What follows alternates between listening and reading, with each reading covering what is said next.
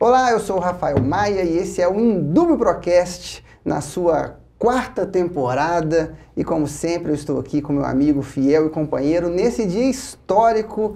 E aí, Silvinho? Fala comigo, Rafa.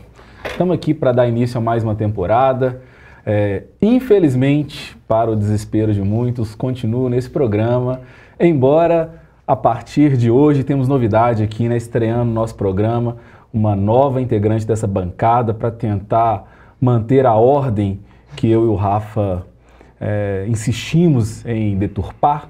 Estou apresentando para vocês agora a nova integrante do Indúbio Procast, minha grande amiga Thaís Ottoni, que veio enriquecer essa nova temporada, né? Trazendo aí toda a sua competência a serviço desse programa. Espero engrandecer aí o podcast, a gente discutir aí os temas. Então, eu acho que eu sou convidada aqui só para quando tem tema espinhoso, né, cara? Porque a primeira vez que eu vim aqui, a gente discutiu o PL 1904, né? Foi que verdade. era a criminalização do aborto. Você nem sabia, mas você já estava ali, era uma espécie de entrevista. Entendi. Para sua E aí, agora eu entro hoje e conta a pauta bomba que a gente vai trazer. Nesse sentido, a gente precisa dizer que a Thaís tem uma missão muito dura, que é substituir a Camila. Camila que manteve esse podcast, ou segurou esse podcast sozinha nos últimos 4 anos, porque manter as coisas funcionando, tendo o Silvio por perto, vocês sabem que não é fácil. E a Camila dava seriedade para o programa, corrigia as bobagens que o Silvinho falava normalmente.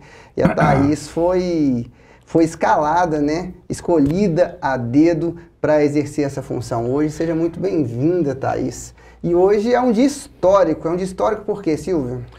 Hoje a gente tem uma pauta incrível, porque a Thaís... hoje é um dia histórico. Thaís... Porque é o aniversário o dia histórico porque a Thaís está Atlético aqui. Mineiro. Mas deixa antes da gente falar bela camisa, inclusive, amigo. Linda. Antes da gente fazer essa menção ao aniversário de 117 anos do maior clube de futebol de Minas Gerais, eu queria aproveitar a carona na fala do Rafa e mandar um beijo para Camila, que me manteve nesse programa, porque se fosse apenas eu e o Rafa, certamente já tinha pulado fora. E, Rafa, eu percebi uma coisa muito louca.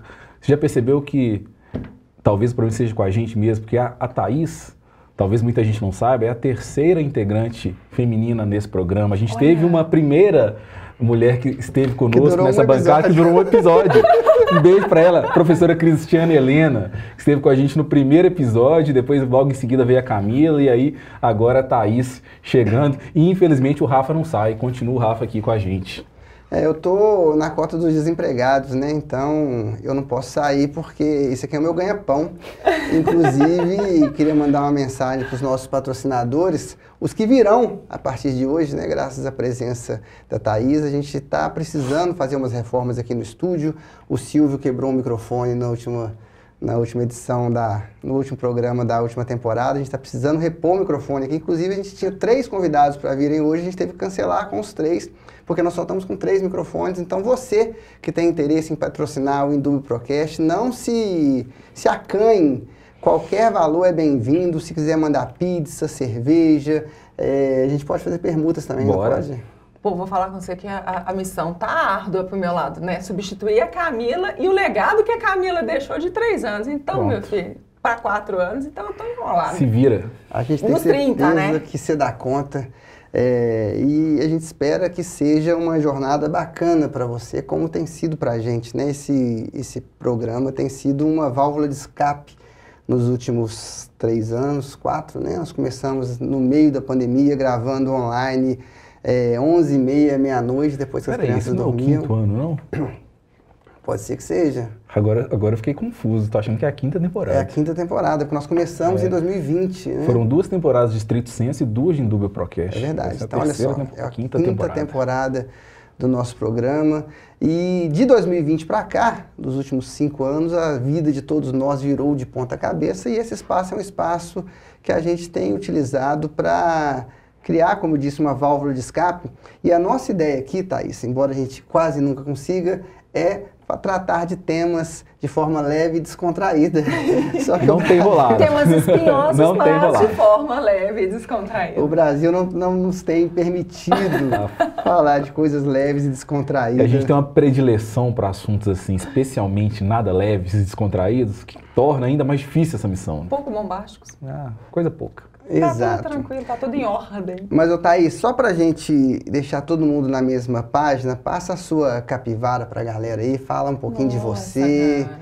de onde você veio, pra onde você vai, quais são seus hobbies, o que que você curte. Cara, nós estamos quase com uma entrevista psicológica, né? Será É. que a Rose, minha terapeuta, vai gostar do que vai ouvir? Não, tô brincando. Bom, galera, eu sou Thaís Ottoni, eu sou professora universitária da graduação e da pós-graduação, né? Sou mestre, sou doutoranda em Direito Penal. Tenho aí 14 anos de docência, 17 anos de advocacia dividida entre Congresso Nacional em Brasília, 6 anos, assessoria em Tribunal de Justiça e escritório de advocacia. E Com hoje essa na carinha de prefeitura. bebê. E hoje na Prefeitura de Belo Horizonte, né? Então, trabalha pouco. Justo. Eu cavo todo dia minha sorte para pagar boleto. Isso é importante. Importante da vida é ter boleto Seja pra pagar. bem-vindo ao Motivacional, né? Motivacional, todos os dias de manhã. E aí eu tenho uma rapinha de tacho chamada Gabriel, 2 enteados, um marido chamado Raul, uma cachorra chamada Tereza. Que é a nova integrante da É a família. nova integrante da família. Veio trazer um pouco de alívio no meio de aquele monte de cueca que eu tenho em casa, Não é? né? E, pô, tô aqui à disposição E pra é galo gente doido, conversar. né? E galo doido, apaixonada. Graças a Deus, com coração alvinegro. E rock and roll. Sempre. Pronto. Maravilha. Toca guitarra. Toco Aqui temos 2 carnavalescos e agora uma uma guitarrista do Metal. rock. hardcore. Coisa bonita. Gente, nós vamos começar essa temporada falando de um tema importante. E hoje, de fato, é um dia histórico, para além do aniversário do Galo. Nós estamos gravando esse programa no dia 25 de março, quando o nosso amado Clube Atlético Mineiro completa 117 anos. Hoje é também o dia da Constituição. E, para além disso, o Supremo Tribunal Federal está, nesse exato momento, iniciando o julgamento do recebimento da denúncia contra o ex-presidente Jair Bolsonaro e outras 7 pessoas, talvez, do grupo 1, né, do grupo de coordenação do que a gente está chamando de inquérito do golpe. Mas antes da gente entrar, propriamente dito, nesse assunto específico, eu queria que a Thaís, como professora de Direito Penal que é, explicasse para as pessoas uma coisa que deixa todo mundo muito intrigado, que é o rito do processo penal, de inquérito, de denúncia, de a pessoa é indiciada, é investigado, é réu. Dá um panorama geral aí sobre como funciona esse trâmite, desde o momento de que alguém fala que eu fiz merda, que eu fiz bobagem, até o momento em que eu sou condenado e preso. Aí que o momento que você vê que você está condenado e preso, aí é que quando a você merda termina mesmo. de Aí você tem falar assim, certeza. agora eu concretizei. Deu ruim, deu Faz merda. pra gente essa linha do tempo aqui da prática do processo penal, que é muito difícil explicar para as pessoas, né, que o Bolsonaro não vai ser preso hoje. Então, explica esse rito aí, porque a gente não, né, o meu primo e mais algumas pessoas têm comemorado a conta Tem muita gente gotas. colocando espumante na geladeira antes da hora. Exato, então explica aí como que se dá geralmente no processo penal, antes da gente entrar nesse caso, por favor. Claro, vamos lá. No processo penal, quando a gente fala de inquérito, nos processos de investigação, eles são, na via de regra, fases pré-processuais, tá? Em que eu tenho a investigação. Então, os sujeitos que fazem parte do processo no inquérito, eles são investigados. Eles ainda não se transformaram em réus, né? Então, é quando eu tenho lá, no caso do golpe, eu tenho as 832 páginas que foram amealhadas com as provas que são pré-processuais, que vão subsidiar a denúncia que o procurador Paulo Guney Branco ofertou aí mais ou menos em meados para o início do mês, certo? Quando eu tenho a oferta da denúncia, eu tenho que julgar o recebimento nos casos de processos de competência originária ou especial, que é o caso que o Supremo está avaliando hoje, né? Por que eu falo de competência originária ou especial nesse caso? Porque eu tinha uma série de alterações legais que começaram lá com a súmula, acho que 394, 395 de 1930 e alguma coisa, 39, acredito. E que determinavam que para crimes cometidos na constância do mandato ou apurados até mesmo fora do mandato, mas relacionados ao mandato, teriam o foro privilegiado definido, tá? Por isso que a gente fala que a competência hoje é do Supremo Tribunal Federal. Houveram alterações ao longo do tempo? Houveram. Até mesmo com a inserção do artigo 84.1 do CPP. Mas aí o Supremo cravou a pá de cal, definindo-se o foro privilegiado para crimes cometidos fora do mandato, mas que relacionados ao exercício do mandato. Então, atraiu-se a competência para o STF. Outra coisa é falar sobre suspeição, sobre o fato do Xandão ter sido vítima dos crimes que estão em apuração. Isso é uma outra regra processual que está mais ligada à questão de principiologia, não uma regra processual propriamente dita com determinação de competência. Então, no inquérito, eu tenho uma fase pré-processual que a gente apura as provas. Denunciado, recebida a denúncia, eu vou para o processo penal propriamente dito, que é quando eu tenho respostas às acusações, a defesa prévia, e aí a gente tem a apuração de veracidade dessas provas, até mesmo das delações premiadas, que são meios de prova e não são provas em si, que elas precisam ser comprovadas de outras formas no curso do processo, né? E feito isso, inclusive com o interrogatório do réu, dos réus no caso, com a oitiva de testemunhas que foram investigadas anteriormente, que foram enroladas como de interesse do processo, eu tenho o deslinde do processo como um todo e eu finalizo com uma sentença absolutória ou condenatória, né? Aí então, é que no a dia gente de hoje... vê. Hoje, o que o Supremo está fazendo agora, nesse momento? Recebendo ou não a denúncia referente ao presidente Jair Messias Bolsonaro e outros coligados aos fatos apurados. E nesse receber ou não, já são avaliadas as possíveis nulidades levantadas pelas defesas.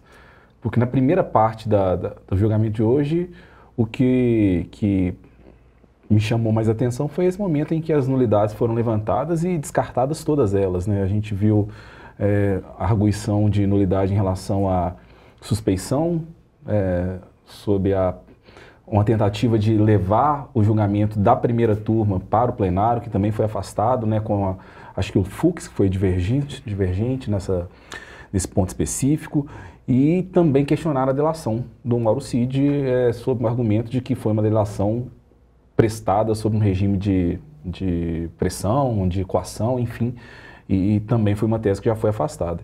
Então, aparentemente, até onde eu estava ouvindo, né, a caminho daqui, acredito que a denúncia vai ser recebida, não vai ter nenhum tipo de impeditivo para isso, para que a gente comece tenha aí o processo caminhando, literalmente. Para que a gente possa, de fato, ter considerar os réus. Penal. Exato. E ainda assim... E aí tem que segurar ainda, né, como diria um amigo meu, segura o tesão, que ainda está longe de acabar. Tá, segura o tesão que está longe de acabar. E ainda assim, ele não pode ser considerado culpado. Mas me explica de novo aqui, como se eu fosse uma criança de 5 anos. Porque boa parte do nosso público é formado por pessoas que não são do direito, Sim. né? Minha mãe, minha tia e mais 4 pessoas que escutam esse programa. E aí, na cabeça dessas pessoas, a dificuldade é entender o seguinte: peraí, hoje o Supremo está analisando peças de defesa, analisando argumentos de defesa, analisando nulidades, etc. Depois desse momento, já não tem uma ideia de que o convencimento já está pronto? O que muda nessa parte da agora para frente? O que nós tivemos até hoje e o que nós vamos ter de novo de hoje para frente? Até o dia da decisão final. Olha só, o que muda?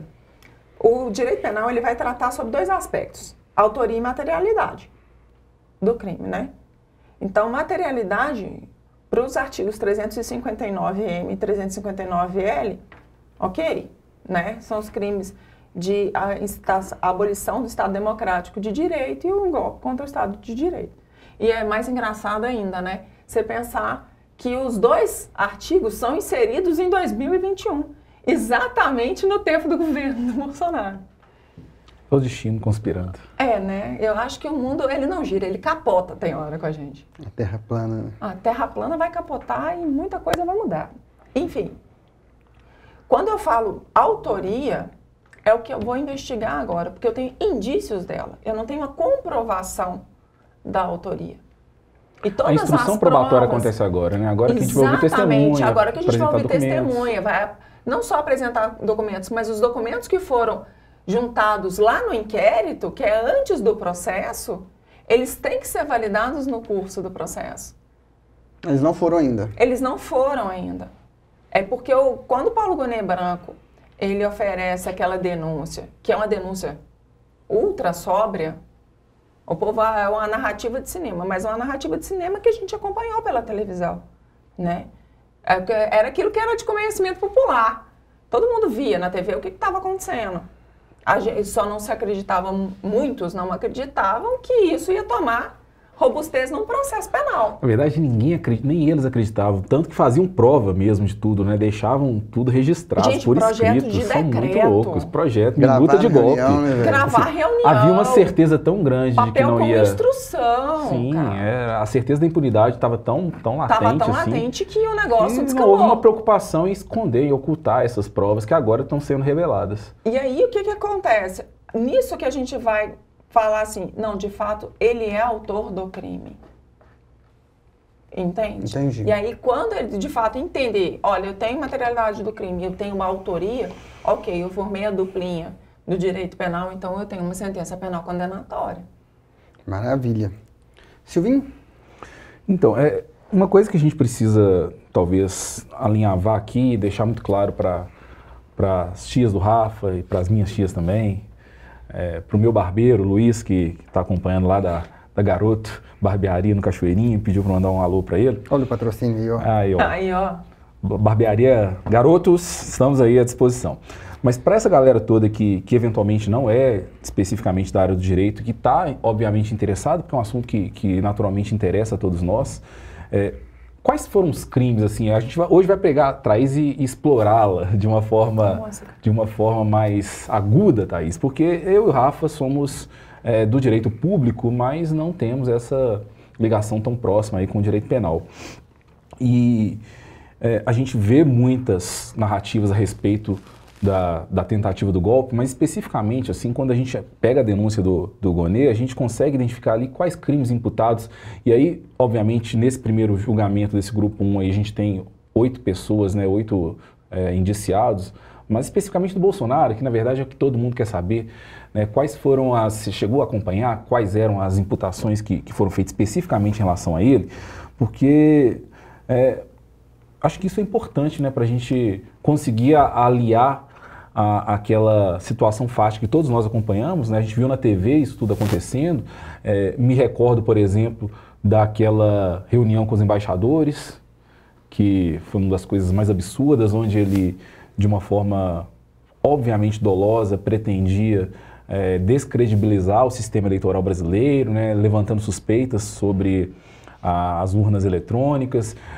Me recordo da vez que ele, salvo engano, em julho em 2022, não lembro mais que data, mas em 2022, quando ele chama as pessoas a irem às ruas pedir intervenção militar. Então, 7 de setembro? Foi em 7 de setembro. 7 de setembro de 22. Ele conclama os seus apoiadores, em 21, a irem às ruas e fazer a pressão para que haja essa intervenção. Então, assim, alguns atos foram bem divulgados, todo mundo acompanhou. Mas como que o direito penal enxerga isso? A gente consegue capitular isso, assim, tipificar essas condutas do Bolsonaro? Na denúncia, a gente conseguiu ver quais crimes imputados a ele? A denúncia, ela tem que determinar os fatos para poder relacionar o réu, né? Então, tem que estar descrita a conduta que ele praticou. Não adianta a gente fugir disso. Então, vamos lá. Quando eu penso na conduta do Bolsonaro, eu penso em organização criminosa, da lei 2.850 de 2013. Eu penso na abolição violenta do Estado Democrático de Direito, né? Na tentativa de golpe contra o Estado Democrático de Direito, que são os 359L e M. penas de 4 a 8 e de 8 a 12, salvo engano, tá? Que eu sou péssima de decorar números, gente. Eu sou a pessoa mais TDAH. O tanto de artigo que você já citou aqui, você já decora muito mais que eu. E temos o crime de dano a patrimônio da União. Teve a falsificação de documentos, né, do cartão de vacina. Ele incorporou essa denúncia? Esse é outro processo, é outra fase. Né? O direito penal ele faz igual o Jack, né? Ele vai passando por pedaços. Ele vai por partes. E aí, os crimes contra o patrimônio público e patrimônio tombado da União. Tá? E aí, isso em concurso de crimes dá uma pena... Ainda que no mínimo legal, não vai ser aquela pena que vai falar assim, se condenado, não vai dar em nada, vai substituir a pena e ele vai pagar a cesta básica. Não é uma hipótese. É caso, então, de pena de privativa de liberdade. Na melhor das hipóteses. Na melhor das... Não, é a hipótese. É a pena privativa de liberdade. E te digo mais, cumprimento inicial é regime fechado. Acontece, né? Nas melhores famílias. E é massa a gente falar disso, porque a gente é bombardeado pelas redes sociais e por alguns amigos que a gente tem com argumentos que de fato são falaciosos, de que estão tentando deslegitimar a figura do presidente, ou que estão prendendo velhinhas com bíblias, ou a tiazinha do batom. Do batom na estátua. Na estátua. E a gente precisa deixar muito claro para quem nos escuta e nos assiste, né, nas plataformas disponíveis, que o que aconteceu foi muito grave. E é simbólico que esse julgamento esteja acontecendo hoje, no dia da Constituição, que a gente esteja gravando esse episódio no dia da Constituição, né? Desde o dia 22 de abril, salvo o melhor juízo, que é dia do índio, não é isso? Do indígena. Povos originários. Também. Toma. Desde o dia 22 de abril de 2019, portanto, pouco mais de 3 meses após tomar posse como presidente da República, que o Jair Bolsonaro vem promovendo manifestações pedindo, com seus apoiadores, pedindo intervenção militar, fechamento do Supremo, AI-5 já. E em 2019 nada tinha acontecido ainda. Em 2020, com a pandemia e o presidente agindo loucamente para a disseminação do vírus e tentando evitar todo mundo que tinha algum tipo de ação para tentar conter os vírus, precisou do Supremo Tribunal Federal interferir e, de novo, após pedido dos governadores ou de grupos de governadores, e dando competência para que os governadores e prefeitos pudessem agir na contenção das medidas ou na prática de medidas para conter os vírus. E a partir daí os ataques ao Supremo Tribunal Federal aumentaram progressivamente. E a partir do momento em que ele viu a possibilidade de perder a eleição, para sua reeleição, ele começou ou ele intensificou o ataque ao sistema eleitoral brasileiro. Então, culminando, e sempre que ele, em todas as ações, ele coordenando um grupo de incels, essa palavra legalzinha que eu aprendi recentemente, um grupo de gente doida, mesmo, disposta ou em busca de um sentido para a própria vida, num discurso fanático, e essas pessoas foram sendo alimentadas durante muito tempo. E chegou em alguns momentos específicos em que ele reuniu a estrutura de Estado para, primeiro, tentar evitar a realização das eleições, segundo, para tentar impedir que o presidente eleito tomasse posse, e terceiro, e aí ele lá dos Estados Unidos, com discursos dúbios, etc., tentar tirar o presidente eleito do cargo, que culminou no dia 8 de janeiro. Então, é muita... Aliás, durante, inclusive, a eleição, né, com a atuação da Polícia Rodoviária Federal, então, sim, foi antes, após, mas também durante o processo eleitoral, né? Durante as votações. Tem um podcast da Thais Bilenque, salvo o melhor juízo, que chama Alexandre, são 6 episódios só, que ela faz um perfil do ministro Alexandre, ela conta nos episódios que o Alexandre de Moraes chamou o Silvinei Vasquez, que era o diretor da Polícia Rodoviária Federal, no dia da eleição, e falou, olha, ou você manda parar essas blitz agora, ou eu vou prender você, porque você está impedindo as pessoas de votarem. Então, eu digo que é simbólico, porque eu vejo muita gente relativizando todos esses atos, Só que, e aí eu não sei se para a Thaís mas eu tenho certeza que para o Silvio e para mim é uma questão muito cara, porque a gente é do direito constitucional, a gente está tratando de valores que são fundamentais para a nossa existência, né? A galera que estudou um pouquinho no ensino médio também deveria ter essa noção de que são valores fundamentais para a nossa existência. E a galera começa a tentar criar um discurso, e a gente passou talvez o ano de 2024 todo falando disso, né, que a gente tem perdido na comunicação, e tem passado discursos que são coisas menores, que foram só uma tia pichando o status do batom, que foi só uma que quebraram os vidros da cama, um reloginho, mas é uma sequência de atos que poderiam ter deixado a gente num lugar muito prejudicial hoje. E que foi muito circunstancial não ter deixado, né, Rafa? Bastava uma adesão do alto comando do Exército para hoje a gente eventualmente estar ainda tentando reorganizar esse país. Foi muito perto, foi muito por isso aqui. Então, quando a gente vê, e eu e o Rafa temos muitos amigos em comuns que assumem esse comportamento de minimizar essa investigação, o processo e possivelmente, né, a condenação que a gente espera que aconteça, sempre com aquele discurso que isso é uma tentativa um pouco de vingança, talvez pelo que aconteceu com o atual presidente no passado, né? Muita gente acaba polarizando essa discussão como se tivesse alguma relação, né? Porque houve um processo contra o atual presidente que culminou na sua condenação, agora o grupo contrário a ele tenta fazer o mesmo com o Bolsonaro, o ex-presidente. Esse tipo de discurso, essa narrativa, que é muito pobre de argumento, ela acaba tornando esse debate um debate de paixões, de ideias, como o Rafa disse, enraizadas num discurso radicalizado e que ignora situações realmente perigosas, que deveriam de fato ser muito caras para todos nós. Nós não vivemos num período de ditadura, nenhum de nós três aqui convivemos com esse momento histórico que é muito recente na nossa democracia, mas a gente não precisa ter vivido para saber que a ausência de democracia é ruim.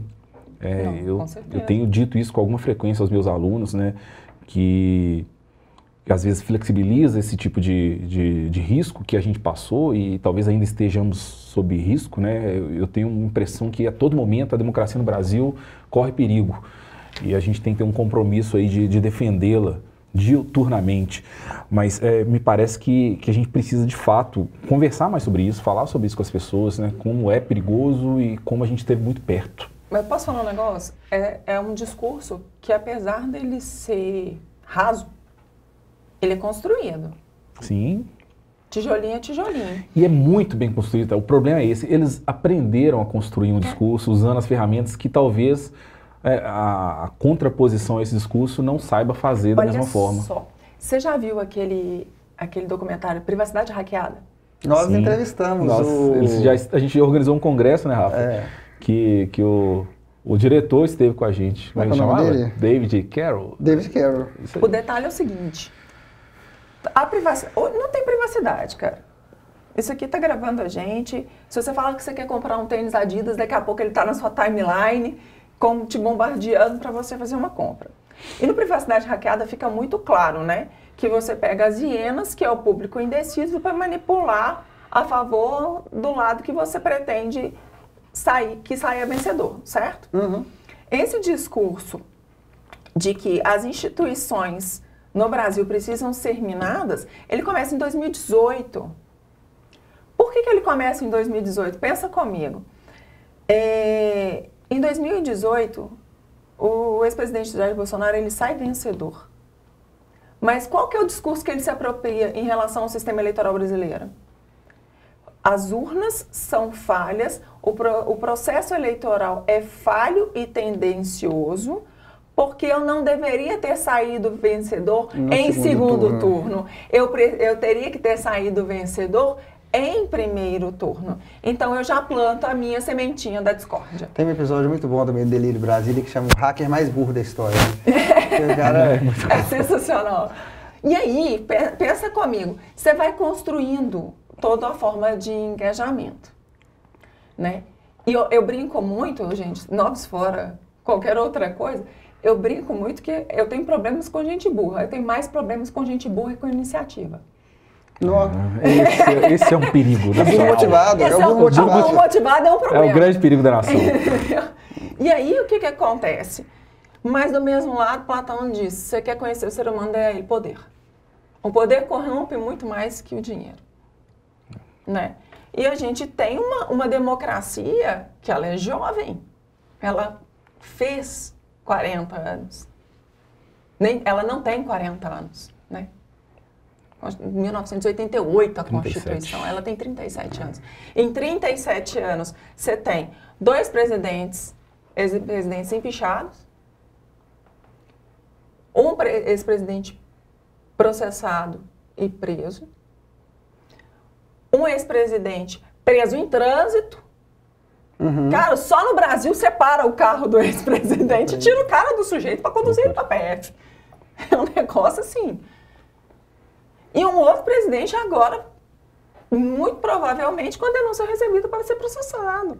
Mas é importante você ter citado esses casos anteriores, é porque em nenhum deles, em nenhuma dessas situações, nem quando houve o impeachment do Collor, nem quando houve o impeachment da Dilma, nem quando o Lula foi preso, nem quando o Temer foi preso, em nenhuma dessas situações se cogitou virar a mesa e dar um golpe de Estado. Sim. E não só não dar golpe de Estado, né? Não se cogitou, inclusive, quando eles foram efetivamente punidos, de anistia. Que é um assunto que me parece absurdo. Antes mesmo da gente tá concluindo esse processo, né? Vários ainda estão na fase ainda investigatória, né? E agora a gente está chegando talvez nas cabeças do problema, né? Daqueles atos do dia 8. Ainda antes de acabar, já começa essa pressão pela anistia. Já há uma movimentação. E a gente não viu, nesses outros casos, nenhum tipo de tentativa de invalidar, de questionar as decisões do judiciário. Quem foi condenado no passado aceitou e cumpriu e, eventualmente, processualmente, discutiu a validade daquelas condenações e conseguiu, no caso do atual presidente, anulá-las. Então, a gente está falando de pessoas que agiram conforme, como gosta de falar o acusado de hoje, né, conforme as 4 linhas. Seguiram as 4 linhas da Constituição e saíram dessas investigações, dessas condenações, seguindo o ritual. Não, sim. O que eu estou falando assim, é que a gente tem uma democracia muito jovem, um Estado republicano muito jovem, com uma democracia estruturada muito jovem, vai ter passado por tudo isso. Sim. Sabe? Mas por outro lado, desculpa te interromper de novo, o que eu acho mais bizarro, e aí eu acho que o sucesso dessa galera é um negócio impressionante, é que justamente por ser muito jovem, esses valores deveriam estar mais enraizados nas pessoas. E não estão, sabe? Assim, uma coisa é a galera, por mais absurdo que pareça que eu vou falar aqui, é a galera questionar hoje, 130 anos depois, 140 anos depois, a escravidão. Se tiver maluco aí falando que a gente devia ter direito a escravo, eu acho, porra, faz sentido, porque é um negócio assim, ficou lá para trás, nem sei como é que era, às vezes era bom mesmo, tal, etc.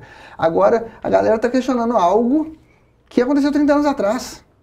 A galera tá querendo de volta algo que é sabidamente ruim, que aconteceu 30 anos atrás. Não deu tempo de esquecer. São 3 gerações, não deu tempo de esquecer. E aí, eu me recordo que quando eu estava no ensino médio, e que a galera, e que sempre tinha aqueles, meu pai falava que era ditadura branda, que ditadura só perseguia o bandido, a reação era muito forte em cima disso. E aí essa galera débil mental, principalmente por causa do Brasil Paralelo, e coisas do tipo assim, essa galera começou a ganhar força e voz. E começou a ter pessoas que eram minimamente razoáveis e se questionar. Poxa, será mesmo? Não é que faz sentido o que ele está falando? Então, esse discurso raso que foi plantado, como você disse, ele encontrou cabeças vazias. Ele encontrou eco, justamente cabeça vazia. Exato. Mas o detalhe é o seguinte, a gente começou falando o quê? Porque é construção, não é? Qual é o modo de aprendizagem do ser humano? Repetição. Uma mentira várias vezes ditas, ela assume um processo de verdade. E aí as redes sociais ganharam aí papel de destaque. Aonde você ganha? Você não ganha no debate. Você não ganha no corpo a corpo, você não ganha no estudo, você não ganha com dados. Você ganha onde? Na repetição da rede social, na retórica da fake news, cara. É assustador. É assustador. Eu tava brincando, eu falo assim, cara, esses meninos tão novos, assim, que às vezes questionam todo o processo pelo qual eles não passaram, né? Eu nasci, eu tô com 40 anos, então, pô, eu ainda nasci ainda era na ditadura. Eu nasci na ditadura também, em 89. Eita. Tá, porra. Então, assim, o que acontece no meio do caminho que essa história se perdeu? Porque as pessoas não buscam o que é de história. Sim, a gente tem um livro massa também do...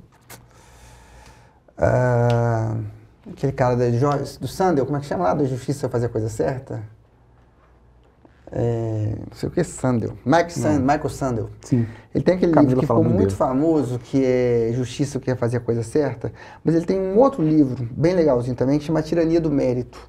Ele fala da sociedade dos Estados Unidos e fala de uma sociedade de ressentidos, de pessoas que eram, como usar uma palavra forte, que medíocres, que nunca deram valor para estudo, para poder fundamentar suas opiniões. Essas pessoas, durante um tempo, elas passaram a ser renegadas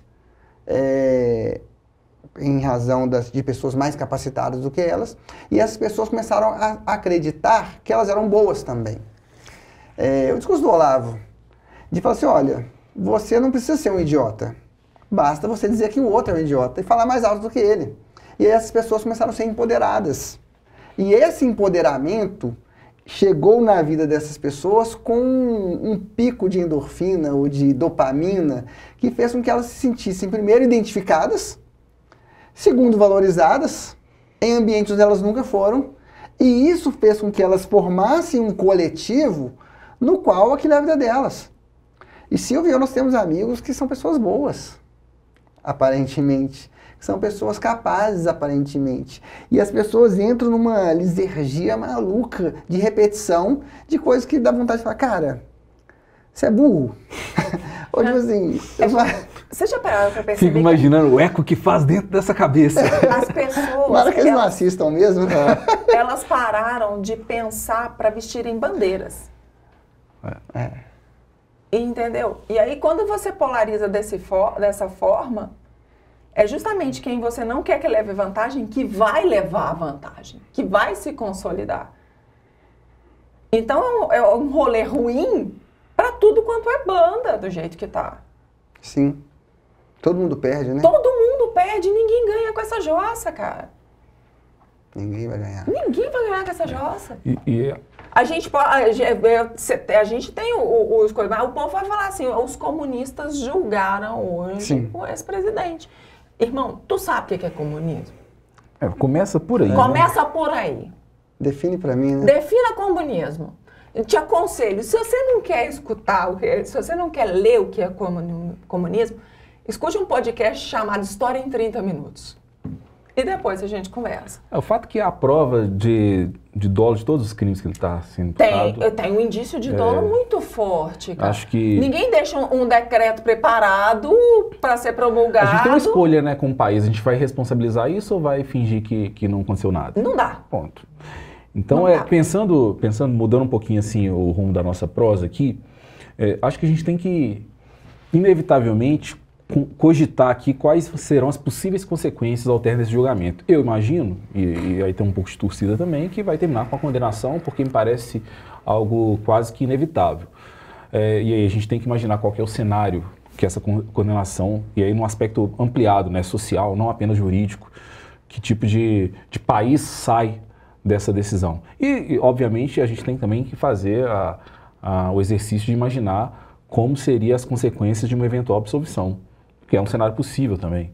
E aí também quais os impactos que isso poderia gerar para o país. E uma condenação, no meu modo de ver, e eu queria ouvi-los também sobre isso, vai de uma forma muito clara ampliar esse clima de polarização. Vai haver um acirramento, acho que quase inevitável, porque a pessoa que está radicalizada, ela não está disposta a ver primeiro a sua narrativa ser desconstruída, né? Porque, como o Rafa disse, eles se apegaram muito a isso, né? Algo que trouxe relevância para a vida de muitas pessoas e para aqueles que sentiram as suas ideias, né? Reverberando ali naquelas teorias malucas, essas pessoas também não querem abrir mão disso. E elas vão aproveitar disso também para se assumir essa posição de vítima, colocar os condenados na posição de mártir, e isso tudo vai gerar fatalmente uma inflamação não só das redes sociais, né? Acho que a sociedade inteira. Você sabe que eu discordo, Silvinho? Eu discordo, porque aquela galera ali, velho, e tem um argumento que eu ouvi outro dia que eu acho que faz muito sentido. Tá todo mundo torcendo pro Bolsonaro ser preso.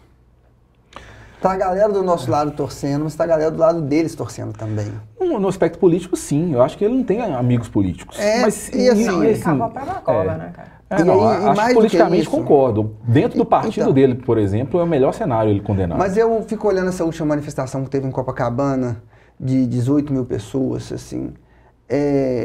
É a menor manifestação que ele já fez até hoje, assim, sabe? Mas você não acha que tem aqueles 20% radicais que não vão... Não tem 20% radicais. Eu acho que tem 7% de radicais.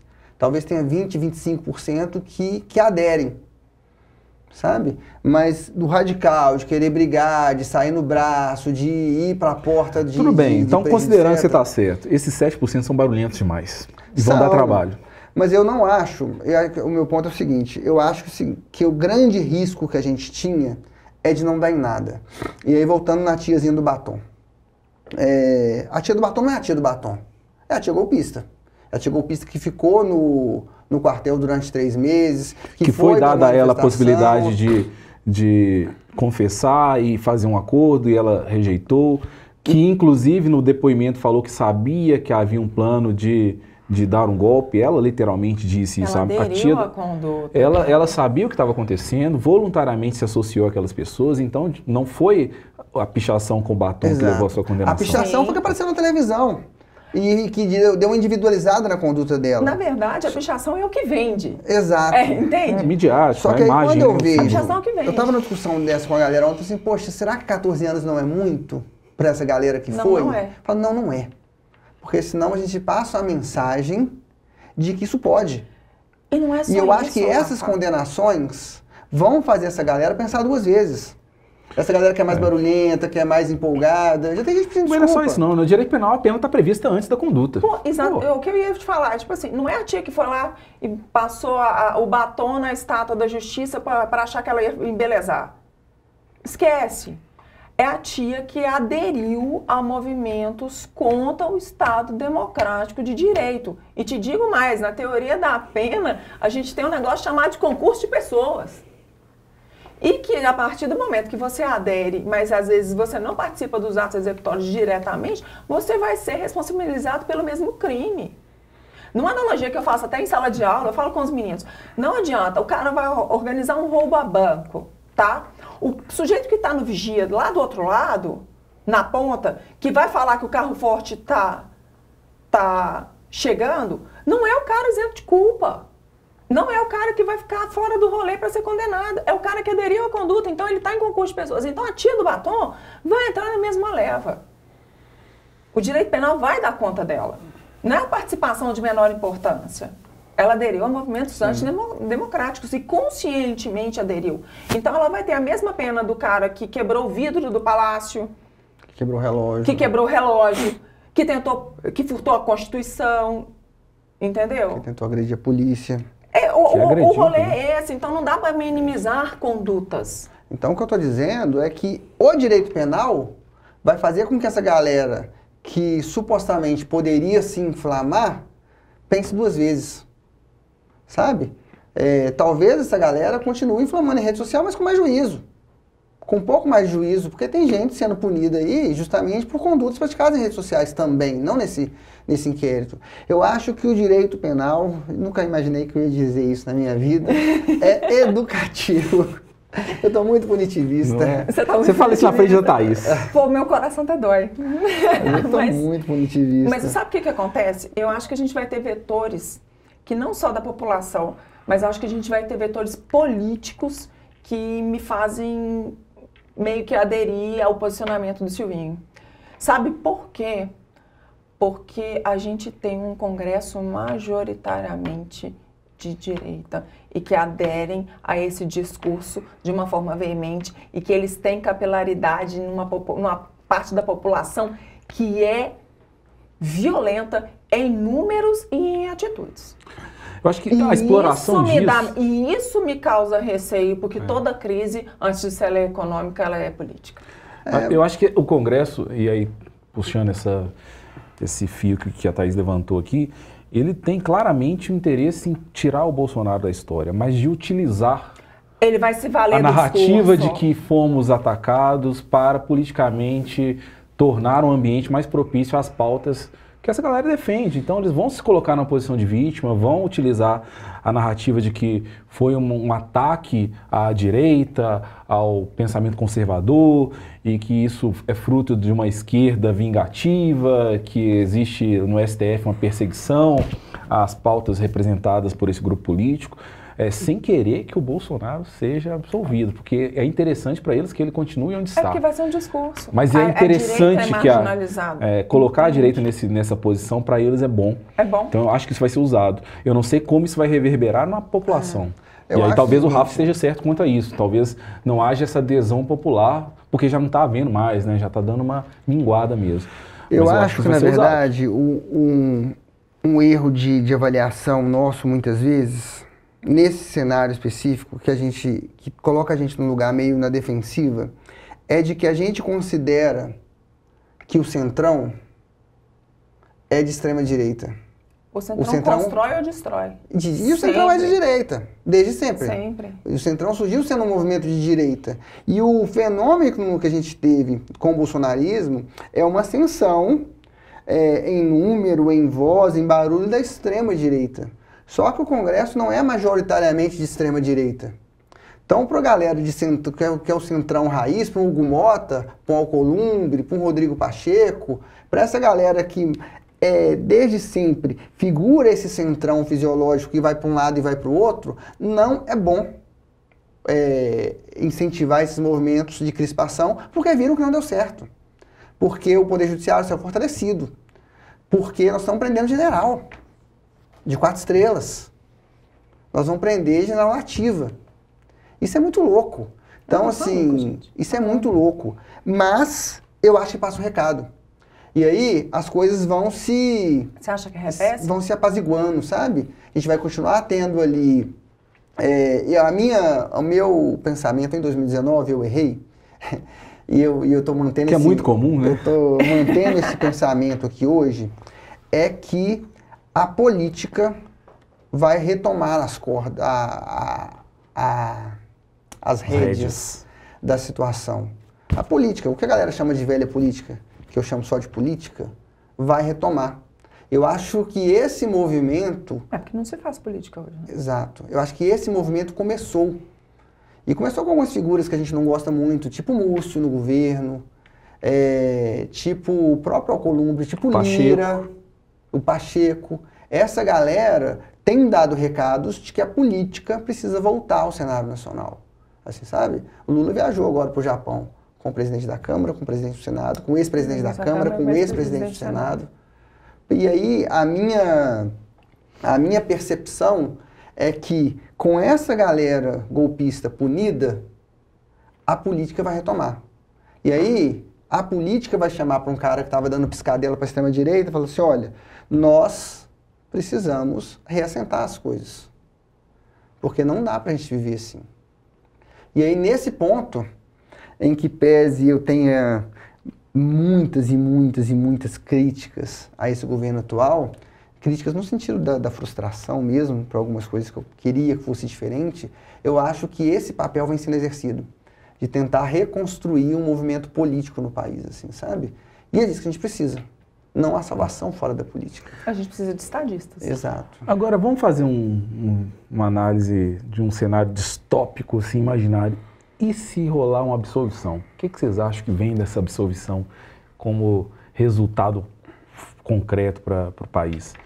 Porque eu não consigo imaginar um cenário desse que não signifique a completa invalidação do Supremo Tribunal Federal. O judiciário vai ficar completamente desmoralizado. Vai ficar 100% desmoralizado.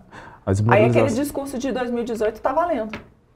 E uma crise institucional talvez sem precedentes no país, né? Porque essa galera que saindo eventualmente de um cenário desse com absolvição ganha força para, inclusive, questionar a validade de todo o sistema, que era o que era feito, né? Inclusive, quando as ações que levaram o Bolsonaro, por exemplo, até onde ele está hoje, boa parte delas vem de questionar a ordem estabelecida, o funcionamento das instituições, inclusive do próprio tribunal, e uma eventual absolvição que me parece algo muito pouco provável. Eu vou falar uma palavra difícil de falar aqui, eu acho que é impossível. Eu acho que a chance deles eram aras, de não levar o assunto ao Poder Judiciário. É do Poder Judiciário ser impedido de encostar nas provas, ou de produzir, ou de fomentar a produção de provas. Com a forma como esses inquéritos chegaram ao tribunal, chegaram à PGR e agora chegam sob a forma de denúncia, eu acho assim... Foi substancioso, cara. Não, na primeira turma acho que a condenação é muito, muito clara que vai acontecer. Acho que não tem muita dúvida disso. Pois é, como vai julgar lá mesmo. Plenário... Mas não tem recurso plenário. Não. Não tem recurso plenário. Esse é o ponto. Não existe recurso para o plenário. O lance é, quem está julgando essa galera é o Supremo Tribunal Federal. Sim. Por meio da primeira turma. A Carmen Lúcia disse isso algumas vezes hoje. Quando a primeira turma decide, quem está decidindo é o Supremo. Quando a segunda turma decide, quem está decidindo é o Supremo. E quando o plenário decide, quem está decidindo é o Supremo. Então, esse o regimento prevê o agravo para o plenário. Não sei se vai, o agravo para o plenário vai ser acolhido. Mas o agravo está previsto no regimento do tribunal. E mesmo imaginando que esse agravo seja acolhido, quando eu estendo esse julgamento para o plenário, aí eu tenho quem que pode divergir? No máximo, o Cássio Nunes e o André Mendonça. Eu acho que nenhum dos outros, por mais que haja ministros ali com a posição um pouco mais, vou chamar de ponderada, de neutralidade nessa discussão, talvez o Fux seria um cara desse tipo. Porque ele eu acho que não consegue, não dá para reverter, não dá para reverter. Eu acho que não há um cenário, eu estou fazendo só um exercício mesmo de imaginação do que poderia ser uma absolvição, mas eu acho, realmente concordo com você, é impossível, pensando, primeiro que a primeira turma é muito clara o posicionamento de todos que estão ali. Não. E mesmo pensando num eventual plenário, também não tem como escapar, né? Não dá para ficar assim algo 5-6, eu acho que ficaria... fácil ali um 9-2, bem evidente. Eu acho que ficaria um 9-2. Galerinha, 45 minutos de episódio até agora. Talvez um pouco mais, porque nós esquecemos de apertar o botãozinho do cronômetro ali. Vamos para a nossa parte de dicas culturais? Vamos. Nosso quadro famoso e esperado por todos, que é o quadro Cultura Jurídica. E hoje nós vamos deixar aqui a nossa... nova integrante dessa valorosa bancada hoje, iniciar as suas indicações. Hoje. Fica à vontade, Thaís, pode indicar livro, filme, série, poesia, música. Para quem não viu, já dentro do contexto do que a gente conversou, hoje eu falaria sobre um livro e um documentário. Documentário, Privacidade Hackeada, que eu acho que a gente tem que ter consciência de como a gente é plenamente manipulável por esse troço aqui, que a gente chama de telefone, computadores, redes sociais em geral, né? Você não aprende no livro, mas você aprende no TikTok, é maravilhoso. E outra coisa é o livro Como as Democracias Morrem, que eu acho um best-seller lá do New York Times, fantástico para a galera entender o processo de construção e desconstrução de uma democracia e os engendramentos políticos aí que sempre permeiam e estão por trás de tudo que a gente tem. Da Steve Levitsky, Daniel, Exatamente. Não sei das contas. Tem um livro novo deles também, que é Como Salvar as Democracias. Não li. Que ele se refere especificamente à democracia americana. E tem como prefácio a indicação do caso brasileiro. Que o caso brasileiro é um bom exemplo de como os Estados Unidos deveriam ter feito para salvar a democracia americana. Que lá abre aspas, fecha aspas, como diz o povo no penal, o bagulho tá muito louco. Silvinho. Então, Rafa, eu vou te puxar o tapete aqui E vou indicar, a gente estava conversando antes de gravar uma série que está, acho que é top 1 hoje, nessa semana na Netflix, e que me marcou bastante. Eu assisti ela logo quando foi lançada, na semana passada, e tem levantado discussões entre pais e pesquisadores da infância e da adolescência, entre pediatras, entre pessoas interessadas em discutir o futuro da criação dos nossos jovens, que é a série Adolescência, que é uma série pesada, assim, sabe? Pesada e difícil de deglutir, porque são várias camadas trabalhadas nessa série. Ela lida com uma realidade de uma criança, 13 anos, eu ainda tenho dificuldade de falar que é adolescente, para mim é uma criança ainda, está no processo de formação ainda, da personalidade, e assim como a criança é retratada no filme, a gente tem visto os nossos filhos, as nossas crianças, nossos adolescentes sendo expostos a uma série de realidades que vão fatalmente impactar na formação da personalidade enquanto pessoas, cidadãos, enfim. A gente não pode nos excusarmos dessa responsabilidade de discutir mesmo como está sendo esse processo, esse acesso a telas, redes sociais, estimulação a comportamentos misóginos, a prática do cyberbullying, que é algo que também perpassa um pouco pela história. Então isso tudo está... Né? Sim, isso a gente ainda vê, principalmente no público predominantemente masculino, que domina esse tipo de discurso, uma minimização dessas pautas, tratando como se fosse brincadeira, como se fosse algo que faz parte da adolescência, cultura, o julgamento, né, do corpo feminino, a objetificação da mulher. Isso ainda é, dentro de grupos masculinos, algo muito comum, e isso chega também nas crianças, né? A gente vê esse tipo de comportamento sendo reproduzido nelas. Esse filme, essa série, deveria ser obrigatório para os pais, para que a gente... Não que ela vá fazer com que a gente mude nada, talvez não, mas pelo menos que a gente consiga pensar como tem sido esse processo de criação das nossas crianças, e talvez ainda dê tempo de salvar algumas. Maravilha.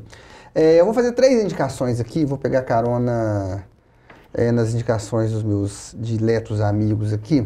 Primeira indicação é um filme chamado Argentina 1985. Sensacional. É um filme que mostra o julgamento dos ditadores, né? Da galera envolvida na ditadura na Argentina, que mostra, eu acho importante assistir isso, nesse momento, para a gente reforçar a importância desse julgamento que está acontecendo no Supremo hoje, né? A gente não teve oportunidade, talvez a gente tenha um pouco ainda, de julgar a galera que fez parte da ditadura militar no Brasil, da ditadura civil-militar no Brasil, por conta da infame lei da anistia de 79, mas talvez agora a gente tenha a oportunidade de julgar a galera que queria repetir, né?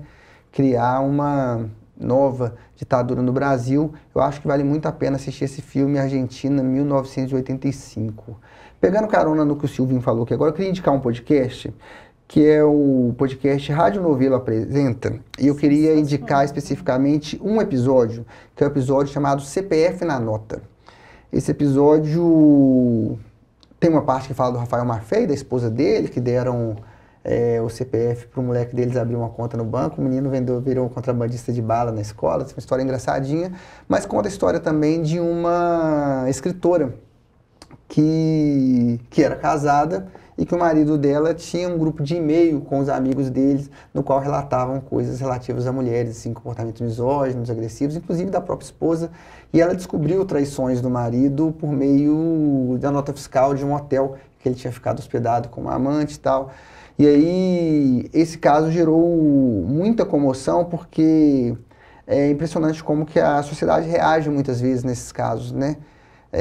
Como que os homens são protegidos pelos próprios homens, assim, e as mulheres são expostas e são levadas sempre a esse lugar de ter o seu corpo subjugado, sua capacidade intelectual subjugada. Isso acontece em casos de assédio, em casos de violência doméstica, sexual. Então, vale a pena escutar esse episódio. E para terminar de forma leve, descontraída, que é o nosso objetivo, eu queria indicar um outro podcast. Esse eu acho que vale a pena ouvir todos os episódios, que é o Vralcast. O Vralcast é maravilhoso, porque é uma sátira muito maravilhosa do Flow. E me lembro muito de um ex-aluno nosso, que eu não vou falar o nome por questões éticas. Não processuais. É porque ele não tá empregado, mas eu tô. Exato, eu tenho que cuidar dos meus amigos. Mas é muito legal, porque é com o Caíto Munayer, do Choque de Cultura, e com o Rafael Saraiva, um lourinho do Porta dos Fundos agora também, e eles são dois personagens, e eles entrevistam especialistas em áreas diversas de forma séria. Na verdade, assim, eles são zoeira, mas os caras estão respondendo seriamente, assim, é maravilhoso, porque é muito engraçado. Lembra o Monark demais, assim, sabe? O Monark do início, assim. Então, escutem e se divirtam com o Vralcast. Indico fortemente o episódio com o Christian Dunker, que é um psiquiatra, e com o cara que era o veterinário da Eliana, é maravilhoso, assim. É isso, família. Vamos aproveitar e convidar o nosso público a nos seguir nas redes sociais também. O nosso programa tem uma rede social onde vocês podem manter conosco aí um diálogo fora do ar, fora dos episódios, indicando pautas, sugerindo assuntos para o debate aqui nesta bancada, criticando o Rafael, elogiando a Thaís, tudo isso é possível. É o @indubio.procast no Instagram, @indubioprocast no Instagram. E se alguém quiser aí indicar a sua própria rede social, fique à vontade. A minha é @Silvio Teixeira. Não recomendo seguir, é aberto, vocês vão olhar lá e vão ver que não vale a pena. Não recomendo também, não sigam, por favor, não sigam. Thaís é Thaís Ottoni, né? Thaís.Ottoni. Thaís.Ottoni. Sigam a Thaís. Só vão ver serviço. Menino. E vai vir podcast a partir de agora. E agora tem podcast. Agora eu subi de nível. Divulgação do podcast lá. Com certeza. E é isso. Vamos sair daqui hoje com uma missão. Talvez a Thaís nos ajude nisso também. Que é o seguinte, Thaís. O nosso podcast, ele era originalmente um podcast de verdade. A gente estava em todas as plataformas de áudio. No Spotify, na Deezer, na Amazon Cast, na Apple Podcast, etc. Em determinado momento, não sei o que aconteceu, nós perdemos a nossa conta. Não. O Rafael perdeu a nossa conta. Não, vamos dar nome às coisas aqui. Nós somos um time. E a gente nunca mais conseguiu voltar com os nossos episódios para a podosfera, efetivamente. E muita gente reclama disso, fala, olha, eu não consigo assistir, porque a gente passa na TV, a gente passa no YouTube, mas eu quero ouvir às vezes... Inclusive, né, sigam também as redes sociais do canal Universitário da TV Promove, né? Lá no YouTube da TV Promove, vocês conseguem nos acompanhar. Quem está vendo pela TV, pode também lá se inscrever, clicar lá no sininho da notificação, se inscrever no canal da TV Promove, que aí consegue ver a gente por lá também. Mas aí o Rafa vai continuar com esse prólogo dele aí para resolver o problema que ele nos meteu. Afinal de contas, foi ele que perdeu a conta do Spotify. E muita gente quer nos escutar enquanto corre, enquanto lava a louça, Sim, no me carro. perguntaram ontem. Me pediram uma indicação, eu falei, uai. Então, nós precisamos... Vamos resolver. Precisamos criar uma conta nova, talvez, saber como faz esse processo para subir de novo. A gente tinha no início uma produtora, que era não vou lembrar o nome. Eu lembro da Fernanda, que era... Era a Fernanda, que era a nossa promocionária. Que mudou para Portugal, não está mais com a gente aqui. Mas o nome da produtora não lembro. E aí ela já mandava o áudio, já abriu a conta, eu só subia toda semana, fazia descrição, etc. Mas eu não sei mais como fazer isso, a gente precisa descobrir. Porque os nossos ouvintes estão pedindo, olha só que coisa maravilhosa. A gente vai voltar a ter muita audiência. Vai poder assistir esses rostinhos da Thaís no canal Universitário, infelizmente o do Rafa, né? E aí quem não quiser ver a cara do Rafa, apenas ouça. Eu sei que um dos dias mais emocionantes da minha carreira foi quando, no final do ano, muita gente estava nos marcando no Instagram, quando o Spotify fazia aquela retrospectiva dos podcasts mais ouvidos, a gente estava lá. De várias pessoas. Então a gente precisa voltar a ter isso também. E você lembra quando o Spotify nos enviou um e-mailzinho falando que a gente tinha sido ranqueado como 30º mais ouvido da área de educação do Brasil, no nosso primeiro ano? Exato. Uai, bom demais, então bora lá. Precisamos retomar, porque assim a gente vai atrair novos patrocinadores. Né? E a gente pretende, sei lá, se fazer programa comendo pizza, tomando cerveja. Eu acho uma ótima ideia. Nada mal. Isso. Então é isso, família. Muito obrigado a você que nos escuta, que nos assiste, que nos vê, que nos tolera, que diz que Tava com saudade, né? Exato. Será que tinha alguém com saudade disso aqui? A partir de agora, a gente está de volta, Sejam muito bem-vindos. Um grande abraço e até a próxima. Tchau. Tchau. Tchau, tchau, gente.